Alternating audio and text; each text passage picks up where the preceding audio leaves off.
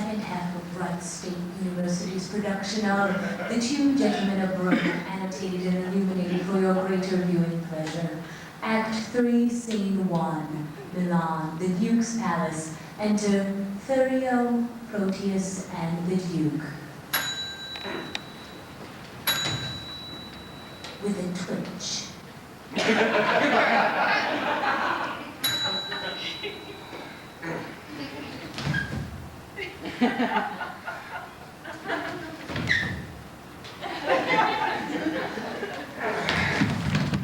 Oh, sir! Thurio! Give us leave, I pray a while. We have some secrets to confer about.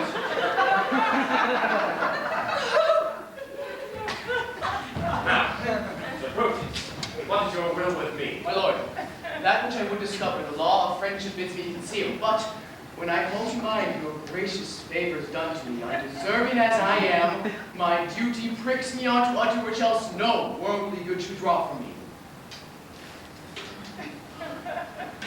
Noteworthy Prince Sir Valentine, my friend, this night intends to steal away your daughter. Soon!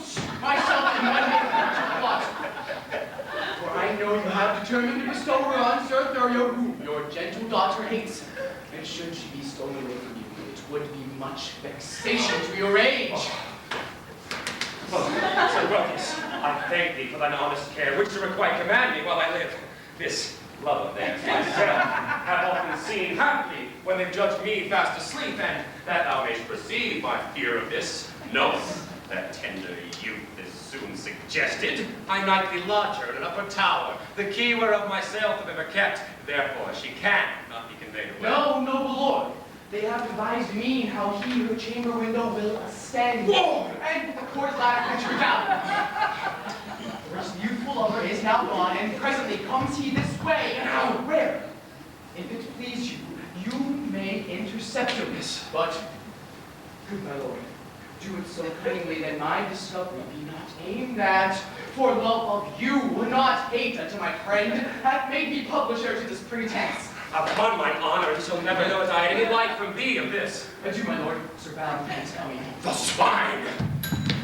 Enter Valentine. Sir Valentine! Whither away so fast? Please it, your grace. There is a messenger that stays to bear my letters.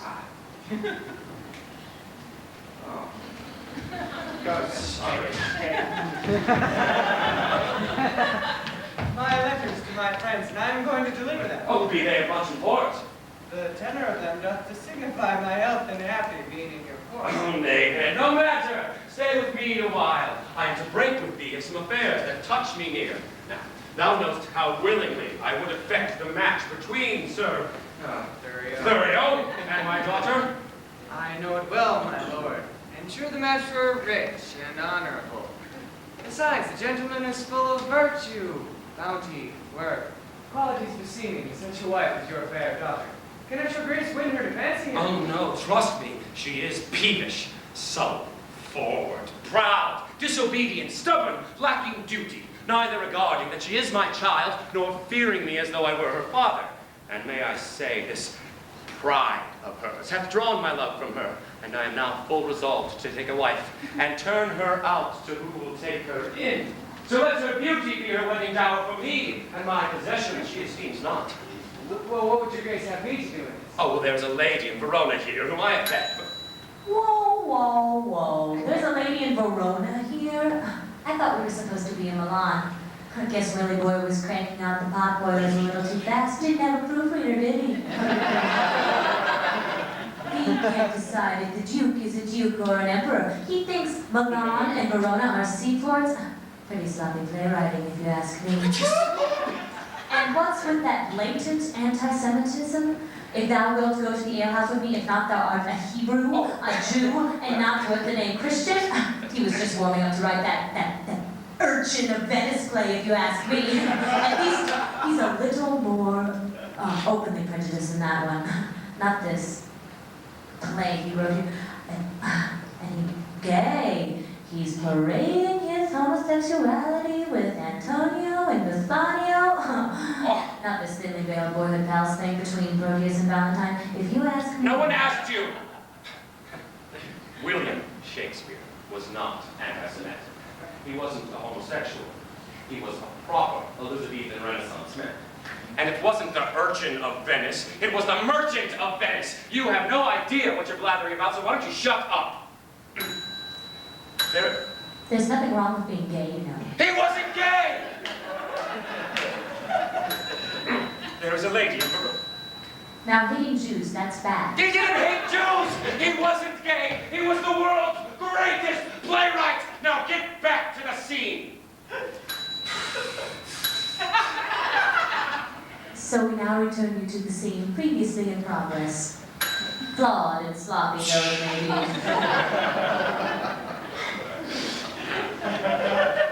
There is a lady in Verona here whom I affect, but she is nice and coy and not esteems my aged eloquence. Therefore, would I have thee to my tutor, for long agone I forgot to court. Besides, the fashion of the time has changed. How and which way I bestow myself to be regarded in her sun-bright eye. Well, win her with gifts, if she respect not words. Dumb jewels, often in their silent kind. More than quick words do win a woman's mind. Aye, but she did scorn a present that I sent her. A woman sometimes scorns what best contents her. Send her another, never give her o'er. For scorn at first makes after love the more, eh? Take no repulse at whatever she doth say. For get you gone, she doth not mean away.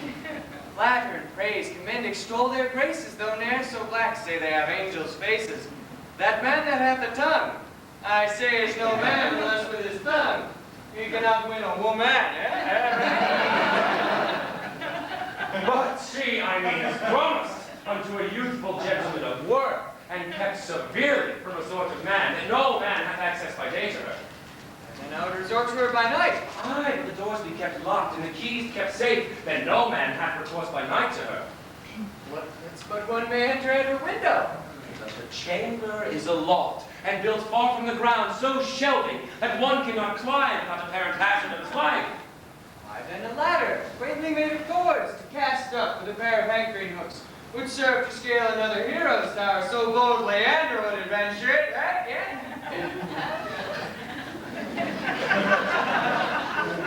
As thou art a gentleman of blood, advise me, where may I find such a ladder? Why, when would you use it, pray, sir? Tell me. Oh, this very night, for love is like a child that yearns for everything he can come by. By 7 o'clock, I'll get you such a ladder. But hark thee, I'll go to her alone. How shall I best convey the ladder thither? It will be light, my lord, that you may bear it under a cloak that is of any length. Cloak as long as thine shall serve the turn. Aye, my good lord. Oh, then let me see thy cloak, I pray. I'll give me one of such another length. Why, any cloak will serve the turn, my lord. How shall I fashion me to wear a cloak? I pray thee, let me feel thy cloak upon me. Oh, what's here? Well, that is the same. The Sylvia. And here, an engine fit for thy proceeding. I shall be so bold as to break the seal from us. My thoughts do harbor with my Sylvia nightly. And slaves they are sent to me that send them flying. Oh, could their master come and go as lightly? In self-wood-locked, for senseless they are lying? I know what's here. To Sylvia, this night I will enfranchise thee. And here's a ladder for the purpose. Go, base intruder, overweening slave. Bestow thy fawning smiles on equal mates, and think thy patience more than thy desert is privilege for thy departure hence. Thank me for this more than all the favors which all too much I have bestowed on thee. But if thou linger in thy territories longer than swiftest expedition give thee time to leave thy royal court, by heaven, my wrath shall far exceed the love I ever bore thy daughter or thyself. Be silenced. I will not hear thy vain excuse, but as thou lovest thy life, make speed from hence.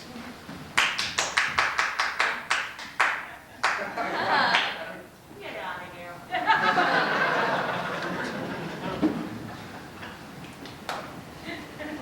And why not death, rather than living torment? To die is to be banished from myself. And Sylvia is myself. Banished from her is self from self. Deadly banishment.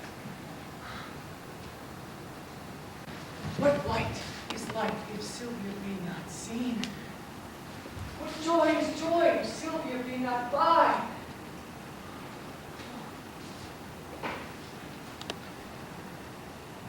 She is my essence.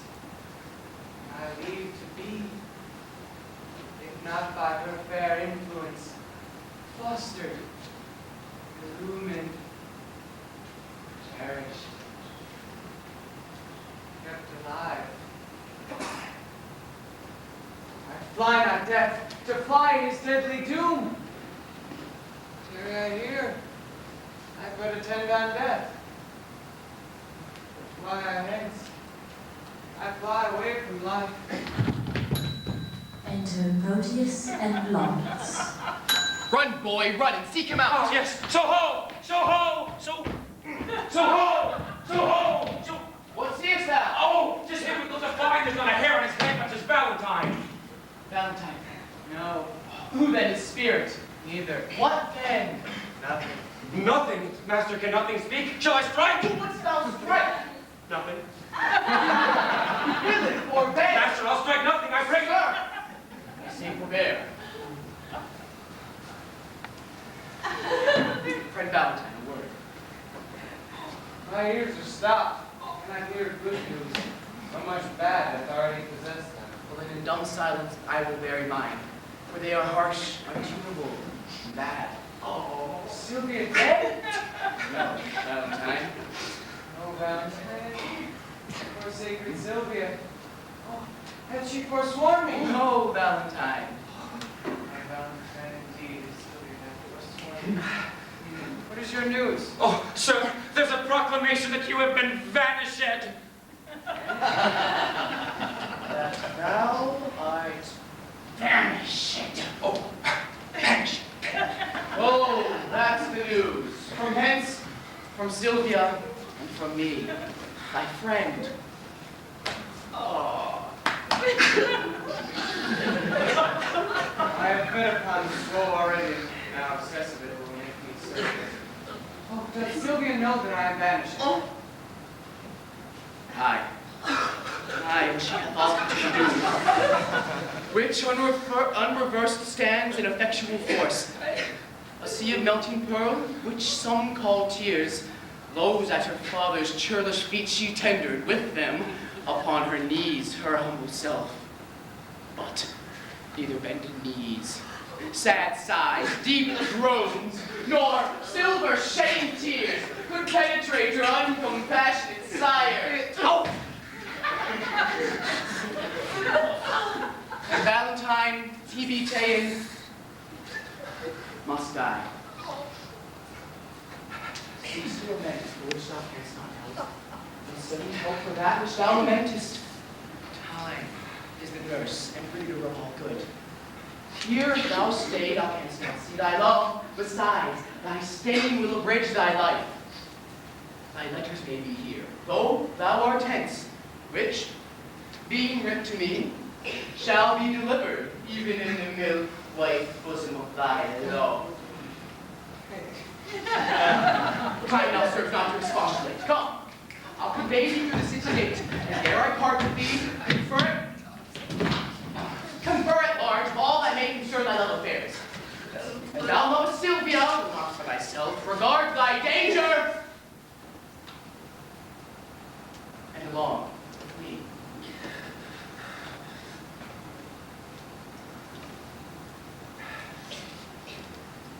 I pray thee, Lawrence. Oh! If thou seest my boy, bid him make haste and meet me at the north gate. Okay. Go, sir. Come, Valentine.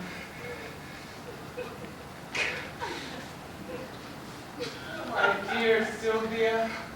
No! No! Oh. Hapless Valentine.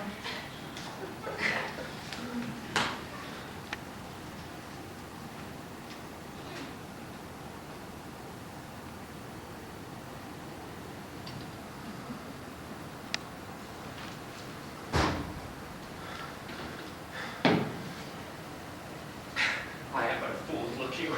and yet I have the wit to think my master's kind of a knave. That's all one, if he be but one knave. He lives not now that knows me to be in love, but I am in love. Oh, but a team of horse shall not pluck that from me, nor who 'tis I love. But 'tis a woman. Oh, now, but what woman that I shall not tell myself. It is a milkmaid. Was she not a maid? Was she to have gossips? But it is a maid, for she's her master's maid and serves for wages. Oh, she hath more qualities than a water spaniel. Which is much in a fair Christian. Well, here's the catalog of her.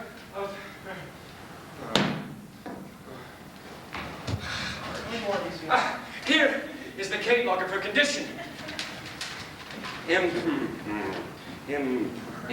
Primus. She can fetch, and she can fetch and carry. Why, a horse can do no more. Nay, a horse cannot fetch, but only carry. Therefore, she's better than a jade. She can milk. She can milk. Oh, a special virtue in a maid with blue hands. Enter Speed. Come here, girl. How now, lords? What news of your mastership? My mastership? Why, it's at sea. No more gunshots. Just trust the text. Shakespeare will do the work for you. You just trust the text. Well, you're old by still. Mistake the word. What news in your paper? Oh, why, the blackest news thou ever heardest. Why, man? How black? Why, black as ink. Oh, let me read them. Oh, fire me, jolthead, thou canst not read. Why, it's I can. Well, try me. Tell me, who begot thee? Married the son of my grandfather. Oh, lawyer, it was the son of thy grandmother. This proves thou canst not read. Come, fool, come. But you... Well, there, and take Nicholas be your speed. In price, she can milk. She can. She brews good ale. Oh, and so comes the proverb, a blessing on your heart, you brew good ale. Item, she can sew. Oh, well, that's as much as to say, can't you sew? Item, she can wash and scour. Oh, a special virtue, for then she may not be washed and scoured. Item, she hath many nameless virtues. Oh, that's as much as to say bastard virtues, that indeed know not their fathers, and therefore have no names. Oh. Here follow her vices. Well, close at the heels of her virtues. She is not to be kissed fasting in respect of her breath. Well, that fault can be mended with breakfast. Read on. Item, she hath a sweet mouth. Well, that makes amends for a sour breath. Item, she doth talk in her sleep. Oh, I care not for that, so long as she not sleep in her talk. Item, she is slow in words. Oh, villain. They mark this down among her vices? To be slow in words, the woman's only virtue. I pray you, how in this virtue? Item, she hath no teeth. Well, I care not for that, for I love the crusts. Item, she is cursed. Well, that's news, so long as she hath no teeth to bite. Item, she will often praise her liquor. Oh, well, if her liquor be good, she will. And if she won't, I will. For good things she'll be praised.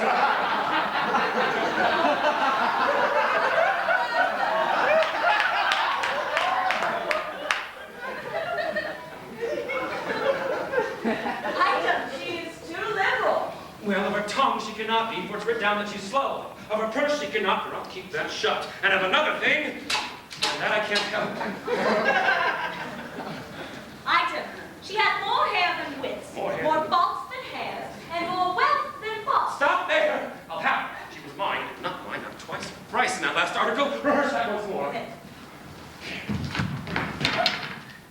Item, She hath more hair than wit. More hair than wit.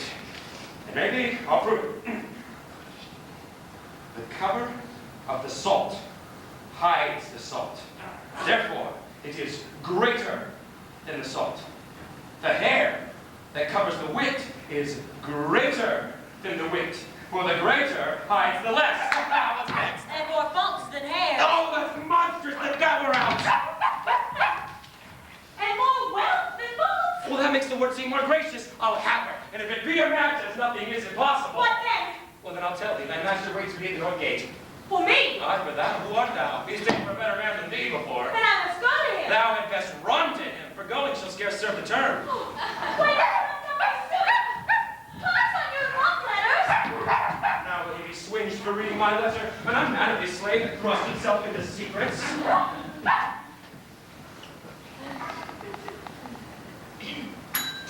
Act 3, Scene 2. The same. The Duke's palace. Enter Thurio and the Duke. With a wedgie.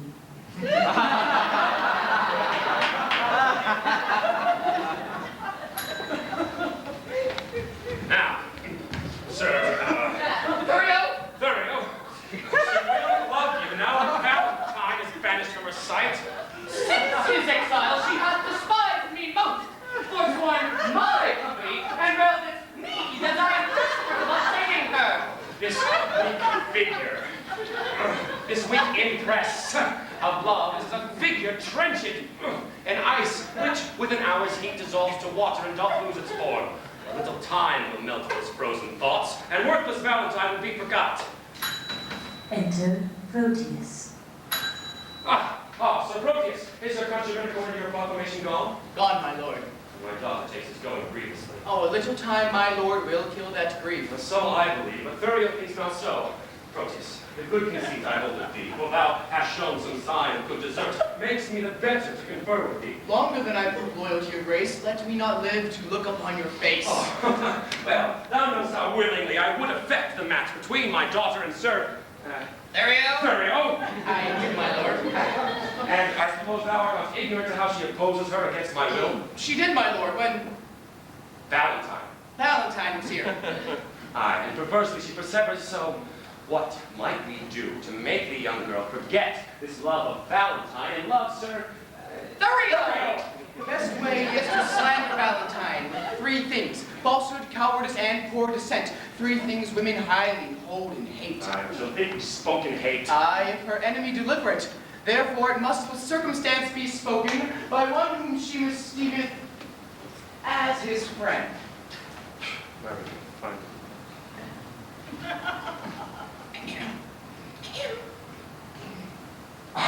Then thou must undertake the slander in. And that, my lord, I shall be loath to do. Oh, what? 'Tis an ill office for a gentleman, especially against his very friend. Where your good word cannot advantage him, your slander never can damage him. Therefore the office is indifferent, being entreated to it by your friend. Come here. For the Duke. Oh, you have prevailed, my lord. If I can do it by aught that I can speak in his dispraise, she shall no long continue love to him. But say this read her love for Valentine, it follows not she will love Sir Thurio. Therefore, as you unwind her love from him, lest it should ravel and be good to none, you must provide to muster it on me, which must be done by praising me as much as you in worth dispraise Sir Valentine. And we dare trust you in this guide, for we know on Valentine's firm report that you are already love's firm votary, and cannot soon revolt or change your mind. Therefore, upon this warrant shall you have access, where you may confer with Sylvia at large, for she is lumpish, heavy, melancholy. And for her friend's sake, we'll be glad of you, where you may temper her with your persuasions to hate young Valentine and love, sir, my friend. As much as I can do, I will entreat. But you, Sir Thurio, are not sharp enough. You must lay line to tame with her desires by wailful sonnets, whose composed rhymes should be full fraught with serviceable vows. Say that upon the altar of her beauty you sacrifice your tears, your heart, your sighs, Write till your ink be dry, and with your tears moist it again. Frame some feeling line that may discover such integrity. Orpheus's lute was strung with poets' sinews, whose golden touch could soften steel and stones, make huge leviathans forsake Leviathan? What? Leviathans forsake unsounded deeps to dance on sand. Ow! After your dilator's elegies, visit by night your lady's chamber window with some sweet concert. Concert? To their instruments, tune a deploring dump. Dump? That night will well become such sweet, complaining greetings. This, or nothing else, shall inherit her. This discipline proves that thou hast been in love before. And I advise this night I'll put into practice. Therefore, sweet Proteus, my direction giver, let us into the city presently to sort some gentlemen well skilled in music. I have a sonnet that will serve the turn to give the onset to thy good advice. What about it, gentlemen? We'll wait upon your grace till after supper, and then afterward determine our proceedings. Even now about it, I supported thee.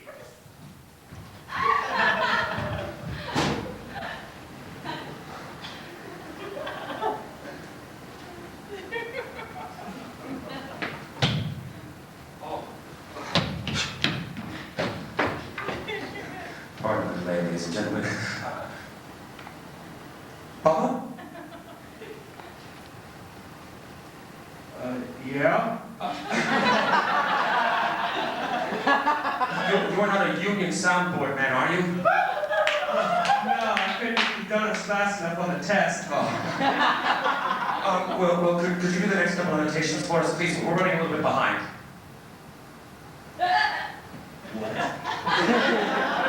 Just do the next couple of annotations. Are you kidding? No, Yeah, I don't get enough graduation credit for this bullshit. Ding. Act 4, Scene 1. The frontiers of Mantowa. A forest. Enter certain outlaws. Ding. Bring me some men who are stout-hearted men who will fight for the right leg of the war.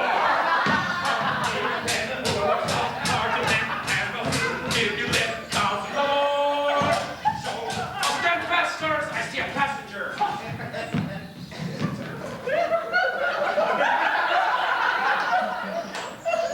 There be 10 straight knots, but down with them. Ding. Enter Valentine and Speed. Ding. You think they can be a damn belt.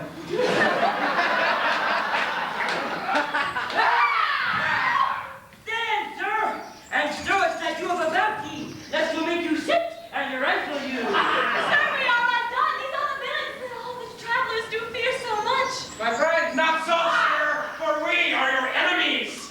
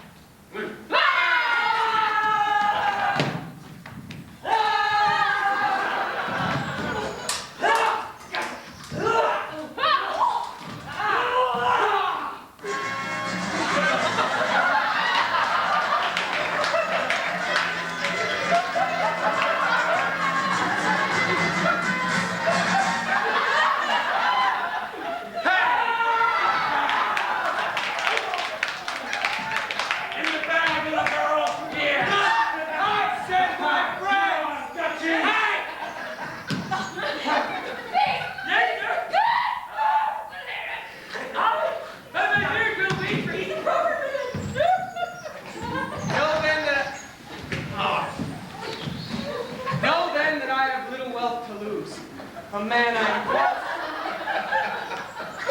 man I am crossed with adversity. My riches are these poor habiliments, of which if you should here disfurnish me, you take the sum and substance that I have. Whither travel you? To Verona. Whence came you? From Milan.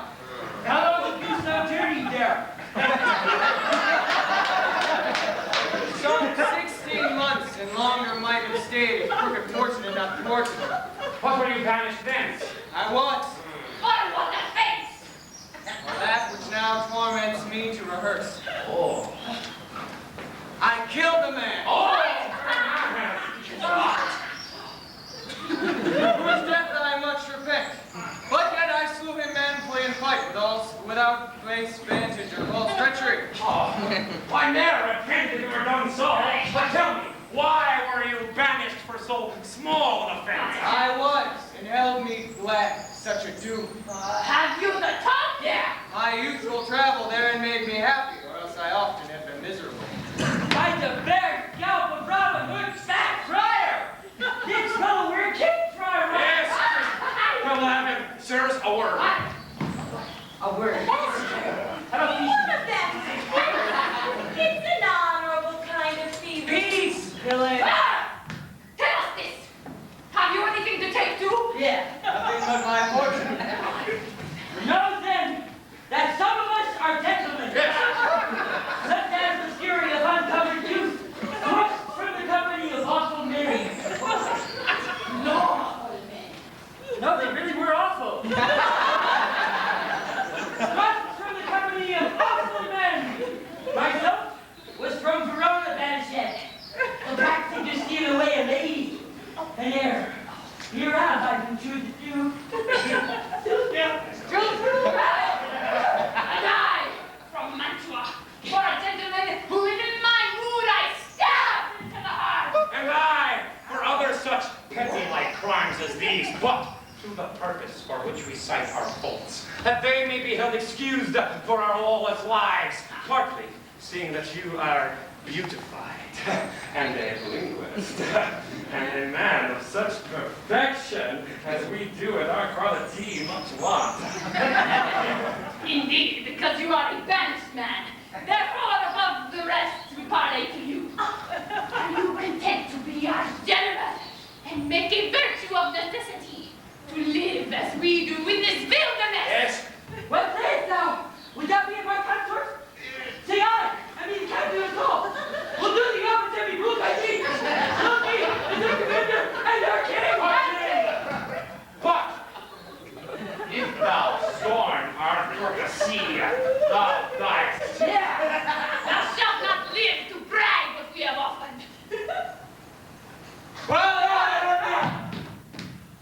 Well, then I take your offer.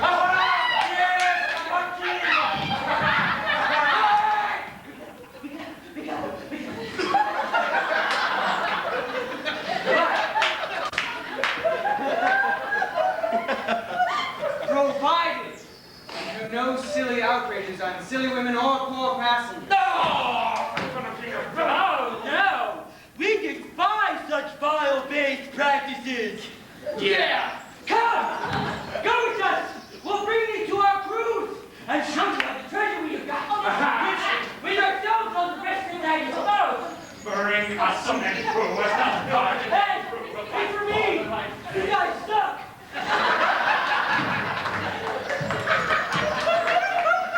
How long do I keep on having to do this crap? Game. Act 4, Scene 2, Milan, outside the Beast Palace, under Sylvia's chamber, enter Proteus bid.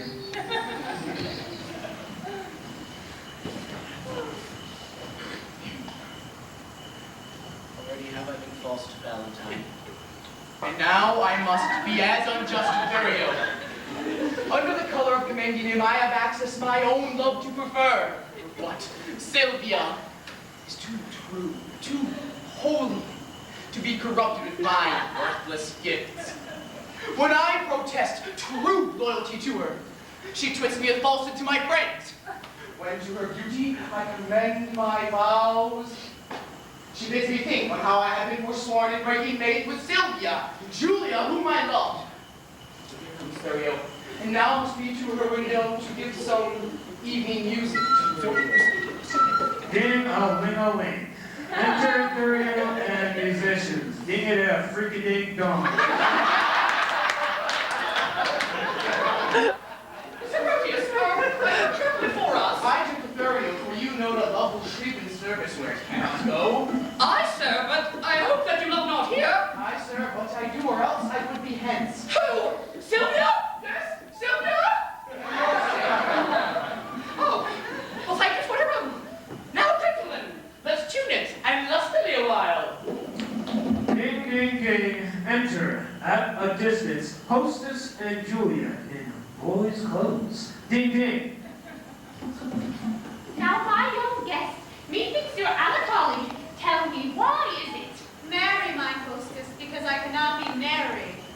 Come, we'll have you married. I'll bring you where you shall hear music and see the gentleman you asked for. But shall I hear him speak? Aye, that you shall. That will be music. Who is Sylvia? What is she? Hark. Hark, is he among thee? Aye, but peace, let's hear him. Who is Sylvia? What is she? That all our swains lament her. Holy, fair, and wise is she. Is she? That she might admire it be. Admire it be? Is she fine as she is cared for beauty lives in Man, are you fond of God to her. The music likes you not. You mistake. The musician likes me not. Why, my pretty youth? He plays false. Let us sing. That Sylvia is excelling. Excelling. She excels each mortal thing Thing. upon the dull earth dwelling. To her let our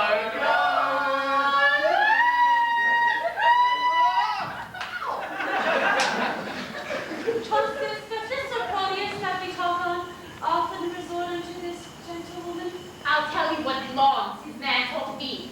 He hath loved her out of all Nick. Where is Lons? Gone to seek his dog, which tomorrow at his master's command will bring as a present to this lady. Peace, stand aside, company parts. Sir Thurio, fear not you. I shall so plead that you shall say my cunning thrift excels. Where meet we? At St. Gregory's Well. Fair. Well. Okay. Ding. Enter Sylvia above. Ding. Madam, good evening to your ladyship. I thank you for your music, gentlemen. Who is that spake? One lady, if you knew his pure heart's truth, would quickly learn to know him by his voice. Sir Proteus, as I take it. Sir Proteus, gentle lady, and your servant. What you will? That I may encompass yours.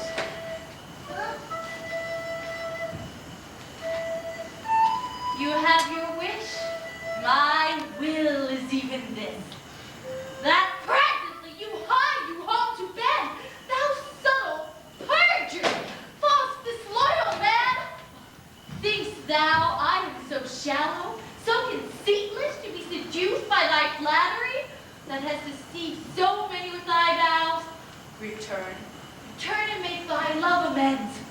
For me, by this pale queen of night, I swear, I am so far from granting thy request that I do despise thy wrongful suit, and by and by intend to chide myself, even for this time I spend in talking to thee. I grant, sweet love, that I did love a lady. But she is dead. 'Twere false if I should speak it, for I am sure she is not buried. Say that she be. Yet Valentine, thy friend, survives, to whom thou art witness I am betrothed. And art thou not ashamed to wrong me with thy importunancy? I likewise hear that Valentine is dead. And so suppose am I. For in his grave assure thyself my love is buried. Sweet lady, let me rake you from the earth. Oh, go to thy lady's grave and call hers thence, or at the least in her sepulchre thine. He heard not that. Madam, if your heart be so obdurate, vouchsafe me yet your picture of my love. To that I'll speak. To that I'll sigh and weep. For since the substance of your pure heart is else devoted, I am but a shadow, and to your shadow I will make true love. If 'twere a substance, you would sure deceive it, and make it but a shadow as I am. I am very loath to be your idol, sir. But since your falsehood shall become you well, to worship shadows and adore false shapes, send to me in the morning and I'll send it. So good rest. As wretches have o'ernight that wait for execution in the morning.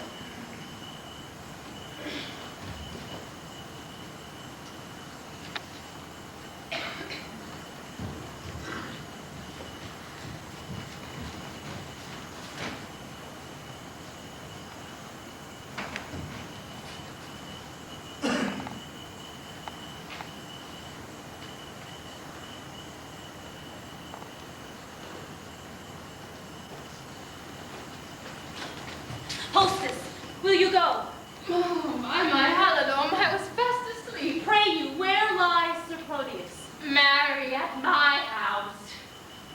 Trust me, I think 'tis almost day. Not so. For it hath been the longest night that e'er I watched. And the most heaviest. Ding-a-ling-a-ling, Of fourth. course, I'm here. Thank you. Oh, and that's it, huh? You use me, and you abuse me, and then you give me a cheap thank you. And it's over. Yes, Bubba, that's it. Thank you very much, Mr. Soundboard Op. You've had your moment in the sun, now just press the buttons, okay? Act 4, Scene 3, the same. Enter Englemore, a dashing knight. Ding, ding, ding! Bubba!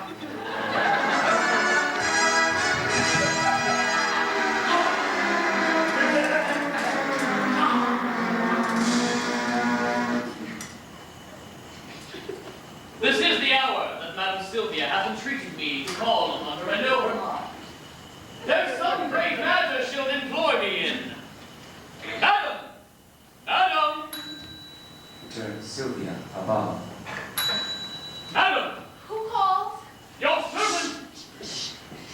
Your servant and your friend. One that attends your ladyship's command. Sir Eglamour, 1,000 times good morrow. As many, worthy lady, to yourself. According to your ladyship's imposed, I've thus early come to know what service it is your pleasure to command me in. Oh, Eglamour, thou art a gentleman. Oh, think not that I flatter, for I swear I do not. Valiant, wise, remorseful, well accomplished. Yes. Thou art not ignorant. No. What dear good will I bear to the banished Valentine, or how my father would enforce me to marry vain Thurio. Thurio, hate that guy. Very soul of ours. Sir Eglamour, I would to Valentine to Mantua, where I hear he makes abode. For the ways are dangerous to pass, I do desire thee, even from a heart that's full of sorrow as the sea of sands, to bear me company and go with me. If not, to hide what I have said to thee, that I may venture to depart alone. Madam! Since I pity much your grievances, I do give consent to go along with thee. Recking as little what betideth me, as much I wish good misfortune you. When will you go? This evening, coming, Well, where shall I meet you? at Friar Patrick's cell, where I intend holy confession. I shall not fail! I shall not fail your ladyship. Good morrow, gentle lady. Good morrow, kind Sir Eglamour. Yeah.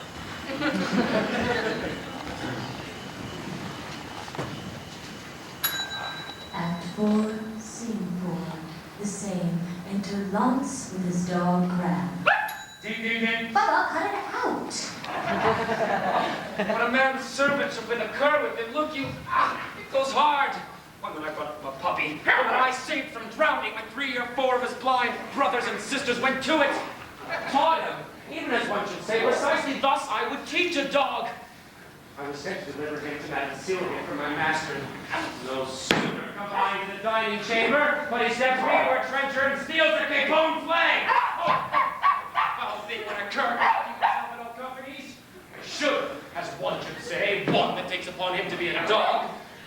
Well, as it were, a dog in all things. Had I not had more wit than he to take the fault upon me that he did? Oh, I think barely he had been hanged for it. Long as I live, he'd suffered for it. You shall judge. He thrust me into the company of 3 or 4 gentleman-like dogs under the Duke's table. And then I went there, bless the mark, a pissing wild, and all the chamber smelt him. The dog yells one, what cur is that, yells another, hang him up, says the Duke. I, being accustomed to smell before, knew it was crap. And goes me to the fellow who whips the dogs.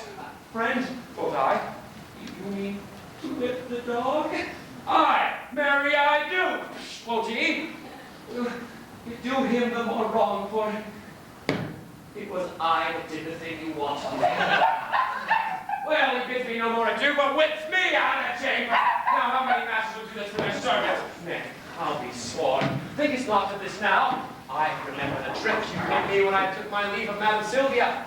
Did not I bid thee? Mark me and do as I do? Well, when didst thou ever see me heave up my leg and make water against a gentlewoman's farthingale? Huh? Didst thou ever see me do such a trick? No, you rotten cur! Enter Proteus and Julia. Sebastian. Sebastian is thy name. I like thee well and will employ thee some service presently. Then why not please? I'll do what I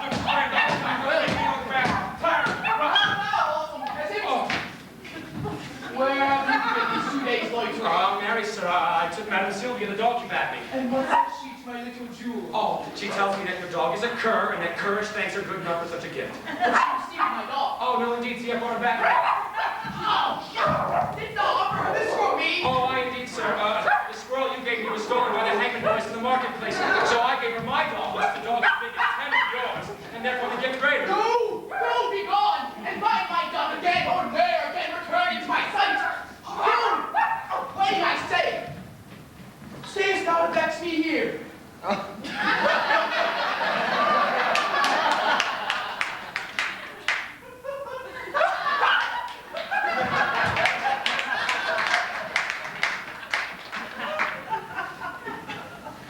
Slay! That still an end turns me to shame. Sebastian, I have entertained thee, partly that I have need for such a youth, that can with some discretion do my business. For 'tis no trusting yon foolish lout, but chiefly for thy face and thy behavior, which, if my augury deceive me not, witness good bringing up, fortune, and truth. Therefore knowest thou, for this I entertain thee. Go presently, and take this ring with thee. Deliver it to Madam Sylvia. She loved me well, delivered it me. Seems you love not her to leave her token. She is dead, like. Not so, I think she lives. Alas! Why dost thou cry, alas? Oh, I cannot choose but pity her. Wherefore shouldst thou pity her? Because methinks that she loved you as well as you do love your lady, Sylvia. She dreams of him that has forgotten love. You dote on her that cares not for your love. 'Tis pity love should be so contrary, and thinking of it makes me cry, alas. Well, give her that ring. And therewithal this letter. Oh.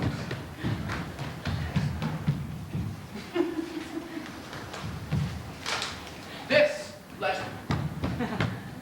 That's her chamber.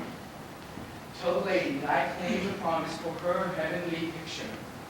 Your message done, hie home into my chamber, where thou shalt find me sad and solitary.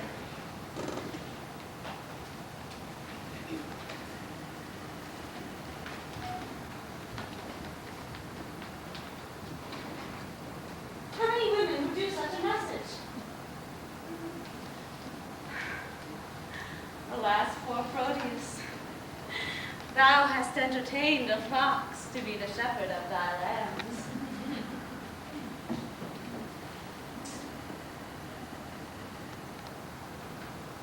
Alas, fool!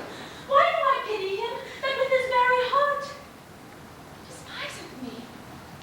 Because he loves her, he despiseth me.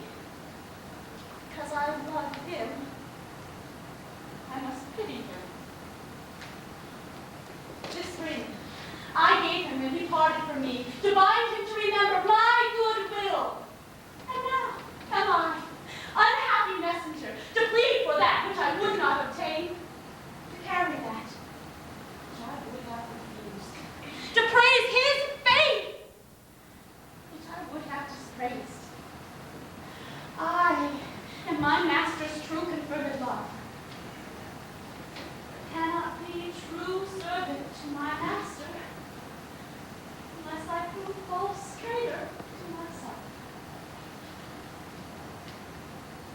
Yet will I live for him. Yet, so coldly, as heaven it knows, I would not have him speed. Enter Sylvia.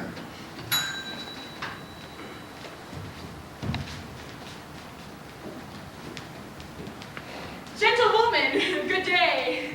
Pray you, be my need to bring me where to speak with Madam Sylvia. What would you with her, if that I be she? If you be she, I do entreat your patience to hear me speak the message I am sent on. From whom? From my master, Sir Proteus, madam. Oh, he sent you for a picture. Aye, madam. Go, give your master this. Tell him for me one Julia that his changing thoughts forget would better fit his chamber than this shadow. Madam, please do peruse this letter. I will not look upon your master's lines. I know they are stuffed with protestations and full of new-found oaths, which you will break as easily as I do tear his paper. Madam, he sends your ladyship this ring.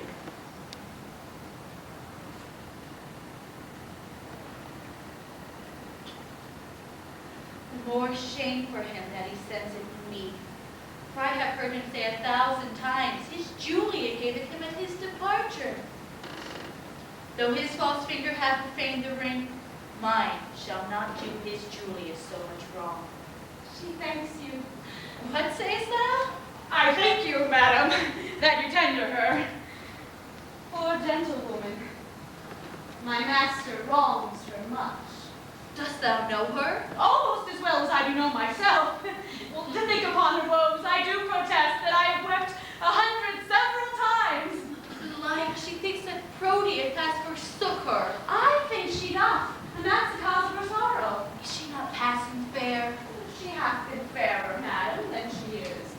And she did think my master loved her well. She, In my judgment, was as fair as you.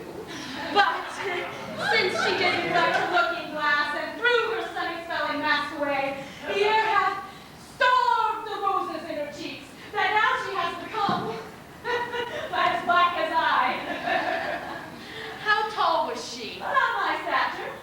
For at Pentecost, when all our pageants of delight were played, our youth got me to play the woman's part, and I was trimmed in Madame Julia's gown, which served me as fit by all men's judgments as if the garment had been made for me. Therefore I know she is about my height. She is beholden to thee, gentle youth. Alas, poor lady, desolate and left. I weep myself to think upon thy words. Here, youth, there is my purse. I give thee this for thy sweet mistress' sake, because thou lovest her. And she shall thank you for it. If there you know her, the virtuous gentlewoman. Oh, beautiful. I hope my master's suit will be but cold, since she respects my mistress' love so much. Alas, her love can trifle with itself. Here's her picture. Let me see. I think if I had such attire, this face of mine were full as lovely as this of hers. Yet the painter flattered her a little. Unless I flatter with myself too much.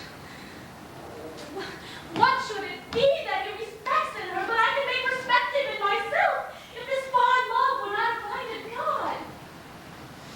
Come, shadow, come, take this shadow up, for 'tis thy rival. Oh, thou senseless form, thou shalt be worshipped, kissed, loved, and adored. And with a sense in his idolatry, my substance should be statue in thy stead. I'll use thee kindly for thy mistress' sake that used me so, or else, by Jove, I vow, I should have scratched out your unseeing eyes to make my master out of love with thee. Act 5, Scene 1, Milan, an abbey. Enter Eglamour, a dashing knight.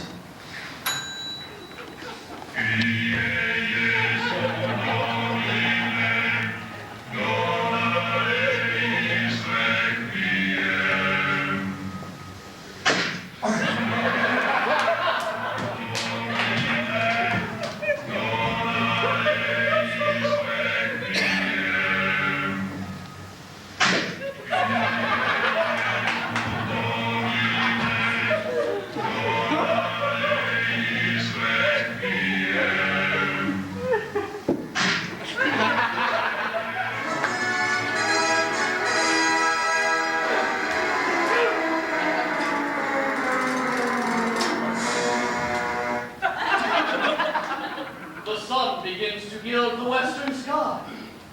And 'tis about the very hour that Madame Sylvia at Friar Patrick's cell should meet me. She will not fail, for lovers break not hours. Lest it be to come before their time, so much they spare their expedition. No, so much they spare their expedition. So much they spare their expedition! See where she comes. Enter Sylvia. Lady, I ask. Lady, happy evening. Amen. Amen.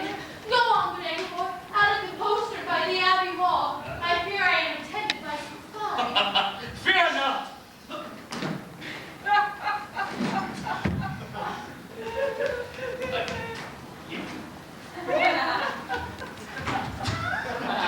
The force now leads us to make that we are sure enough. Act 5, Scene 2, the same. The Duke's Palace. Enter Thurio, Proteus, and Julia. Sir Proteus, what say Sylvia to my suit? Oh, sir, she find her milder than she was, and yet she takes exceptions at your person. What, that my leg is too long? No, that it is too little. I must put a boot to make it somewhat rounder. But not will not be spurred to what it low. How likes she my discourse? Ill when you talk of war. But well when I discourse of love and peace. But better indeed when he holds his peace. What say she to my Mueller? She makes no doubt of that. She needs not, but she knows it cowardice. What say she to my birth? That you are well derived. True, from a gentleman to a fool. Consider she not my possession? Aye, and pities them. Wherefore? That's such an ass to know now. That they are out by lease. Oh, here comes the Duke. Enter Duke. Why are you never? Imagining the other three naked.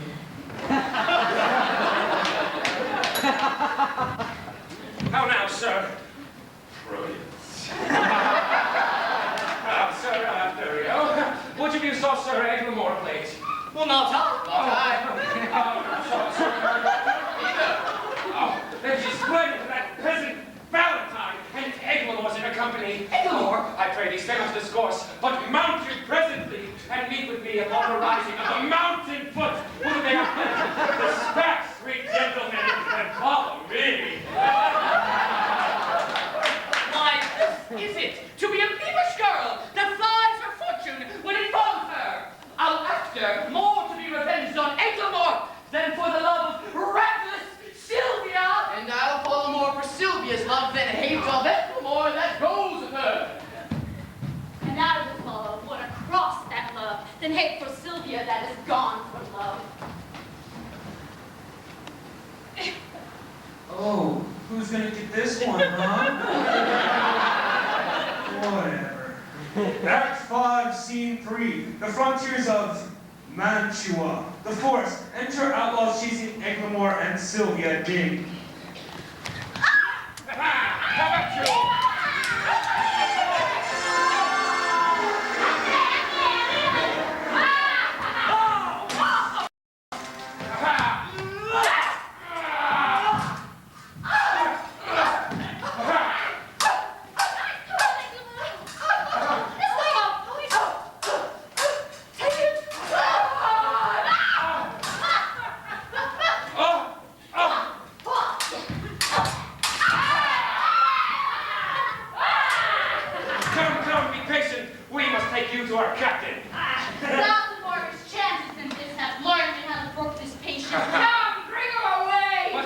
Gentleman that was traveling with her. Being nimble-footed, he hath outrun us. Go you with her to the west end of the wood. We'll follow him that is fled. The thing is, we shall not escape.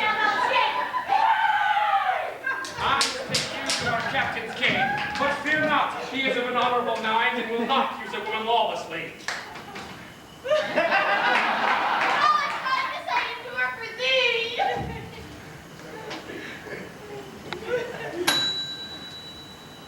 Act 5, Scene 4. Another part of the forest. Enter Valentine.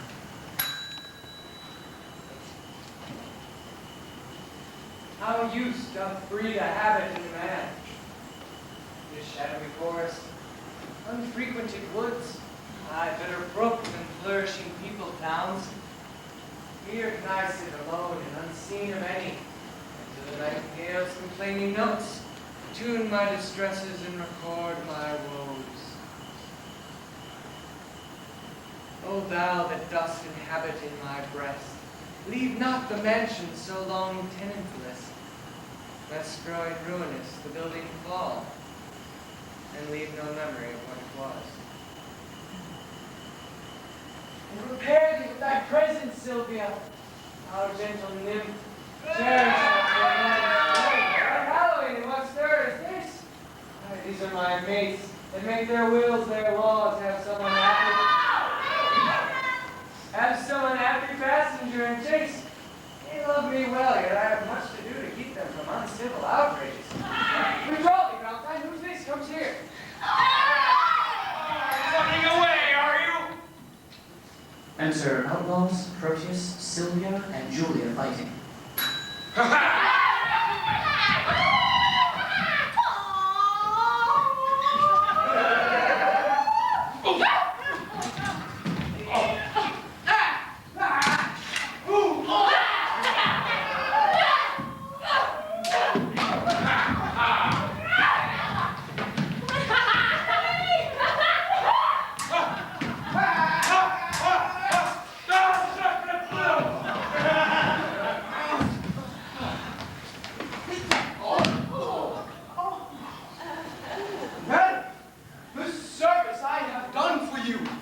Though you respect not your servant enough to rescue you from him who would have forced your honor and your love. Vouchsafe me for my deed but one fair look. A smaller boon than this I cannot beg, and less than this I am sure you cannot give. How like a dream it is to see and hear. Oh, miserable, unhappy that I am! Unhappy were you, ma'am, ere I came, but by my coming I have made you happy. By thy approach thou makest me most unhappy, and me when he approaches to your presence. Had I been seasoned by a hungry lion, I would have been a breakfast to the beast, rather than have false Proteus rescue me. Heaven be judged how I love Valentine, whose life is tender to me as my soul. And full as much for more there cannot be. I do detest false perjured Proteus. Therefore be gone, solicit me no more. What dangerous action stood it next to death would I not undergo for one calm look? Oh, 'tis the curse in love, and still proved when women cannot love where they're beloved. When Proteus cannot love where he's beloved. Read over Julia's heart, thy first best love, for whose dear sake thou didst then rend thy faith into 1,000 oaths. And all those oaths descended into perjury to love me. Thou counterfeit to thy true friend. In love, who respects friends? All men but Proteus. Nay, if the gentle spirit of moving words can no way change you to a milder form, I'll woo you like a soldier at arm's end. Force shield! Oh, heaven! Forcefully yield to my desire! Stop it! Let go that rude uncivil touch! Thou, friend of an ill fashion! Thou common friend that's without faith or love, for such is a friend now, treacherous man. Thou hast beguiled my hopes, not with mine eye could have persuaded me. No, I dare not say I have one friend left alive. Thou wouldst disprove me. Whom should we trust when one's own right hand is perjured to the bosom? Brutus was trying to stand trusting for who count the world of strangers, and I say,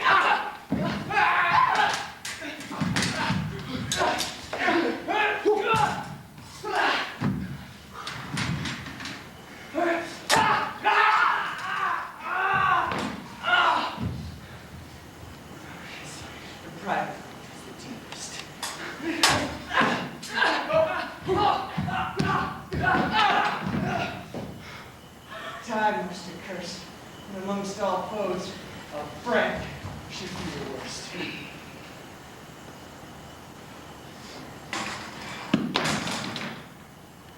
shame and guilt confounds me.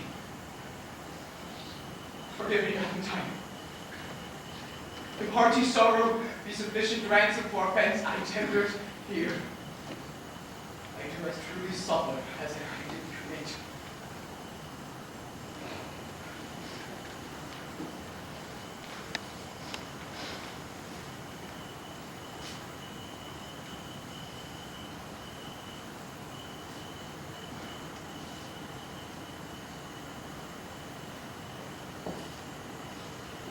And I am paid once again to receive the honors. Oh!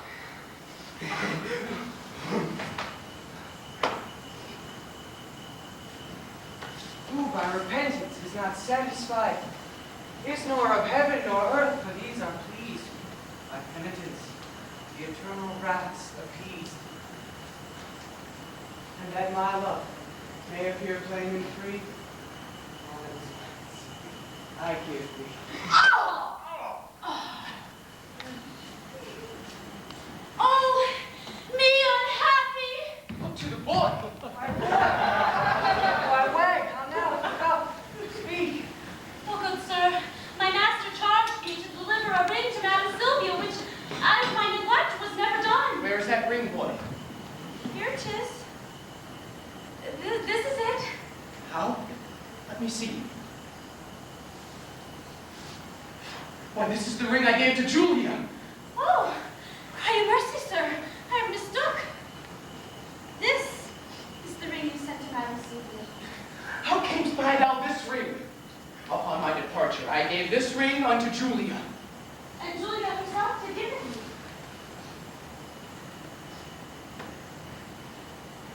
And Julia herself hath brought it hither. How?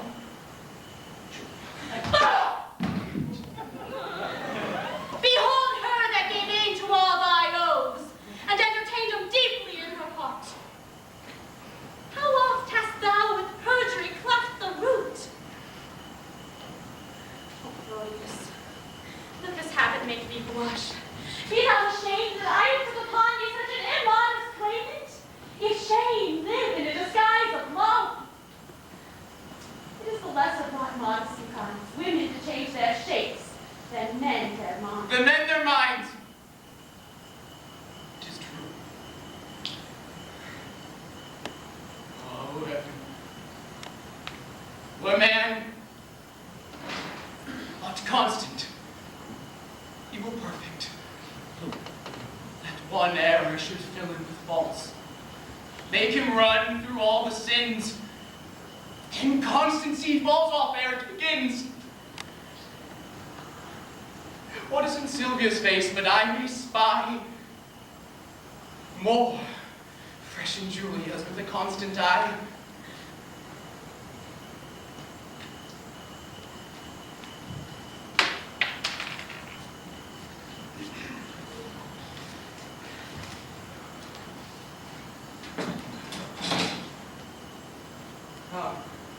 Come, a hand from either.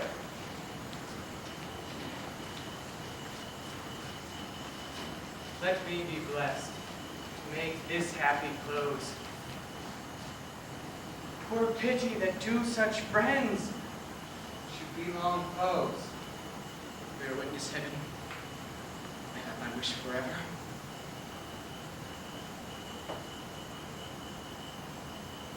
And I mine.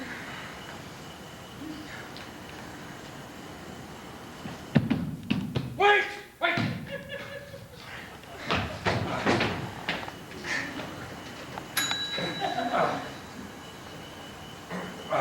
Bubba, can you do the last final annotation for us, please?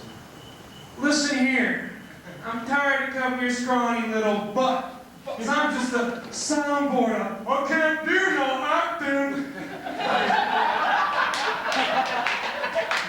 Look, I'm sure you're a wonderful actor in your own right, but we're running a little bit long now. Could you just do the final annotation, please? Well, are you coming on as the Duke next? Yes. Well, can I give you like a twitch or something? You know the way assistant actor does. I think it's funny. Yes, I'm sure you do, but we just want to end the play happily. As Listen Shakespeare here, chickies. I'm gonna give you a twitch or a limp or something. Fine, fine. The soundboard guy gets to give the Duke a twitch or a lip or something because he thinks it's funny. I don't think it's funny. What? Enter outlaws with Thurio and Duke.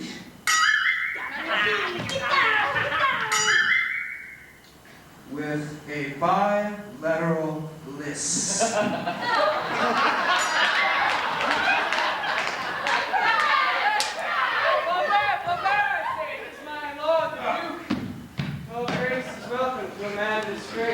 Banished Valentine. Sir Valentine. Yonder is Sylvia, and Sylvia is mine. There you give back, or embrace thy death. Come not within a measure of my wrath. Do not name Sylvia thine, if once again Verona shall not hold thee. But here she stands. Take but a possession of her with a single touch. I dare thee but to breathe upon my love. Sir Valentine, I care not for her. I hold him but a foolish man who will endanger his body for a girl who loves him not. I claim her not, therefore she is thine. The more that generous and base art thou, to make such means for her as thou hast done, and to leave her on such slight conditions. God, show.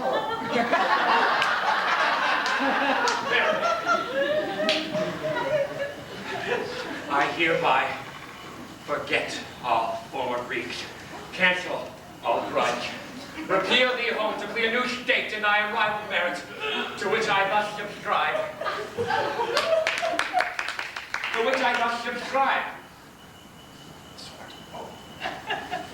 Sure, thou art a gentleman and truly derived. Takest thou thy Sylvia, for thou hast deserved it. Oh, I thank you, Grace. The gift hath made me happy. Now I beseech you, for your daughter's sake, to grant this one boon that I shall ask. Oh, I grant it whatever it be. These banished men that I have kept withal are men endued with worthy qualities. Forgive them for what they have sinned, and let them be recalled from their exile. They are reforming, civil, full of good, and fit for great employment, worthy Lord. Oh, thou hast prevailed. I pardon them and thee. All right. Come, let us include all charges with triumph, myrrh, and rare solemnity. And as we walk along, I dare be bold with our discourse, and make your face smile. What think you of this page, my lord? God, I think the boy has grace. He blushes. I warned you, my lord, more grace than boy. What mean you by that shade? Please, I'll tell you as we pass along, that you may wonder what that fortune is. Come, Proteus. 'Tis your punishment to hear your love's discovered. That done, our day of marriage shall be yours. One feast, one house, one mutual happiness.